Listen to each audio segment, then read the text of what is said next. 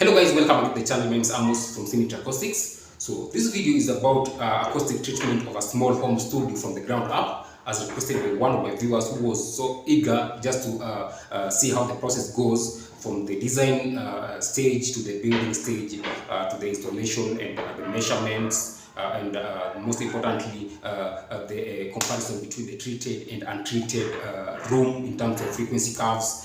Things like RT60 readings using Room EQ Wizard, and then things like spectrogram will show us their kind of graphical representation of what happens in the room, and that also helps a lot of guys to understand the purpose of acoustic treatment for those who are still skeptical about it. So the idea is to transform this room into a small home studio. The length is 14 feet, the width is 9 feet, and the height is also around 9 feet. So we have two dimensions that are related, like they're coincidental in a way, which to some extent will affect how room modes are distributed into this room. But before we get into that complicated part of room mode distribution, which I already did, I'm going to take you through the whole process, whereby we're going to set up our studio. This is going to be the front wall, and this is where we're going to set up the table and things like speakers, and place a measurement microphone right there, and take the measurement of the room and do exactly the same thing after installing the panels here, just to see how good this panel can be able to transform the room sound.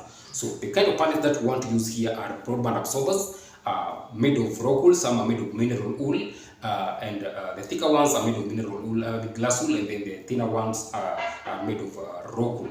And by thinner ones, I mean the minimal thickness we have here is around 4 inches, and then the thickest panel we have here is around 8 inches, and then we have some which are 6 inches in thickness, because we want to get as much as absorption for the lowest frequency as possible without using things like membrane absorbers or pressure-based absorbers, because we want to keep this video as very simple as possible for average guy. This is a studio for average guy. A lot of guys work in rooms that sound like these ones, so this is not very professional, because what you hear from this room, you can hear already my voice is distorted, because the sound is bouncing all over the place, and then it's coming back to the microphone, and that's why you hear that reverb inside this room. So that is what we want to control, so that when we hear our speakers, we can get direct image from the speakers without distortions that is caused by the reflections from the wall. So stay tuned for that, because in the next video, that is exactly what we are going to do, and after that, take another measurement.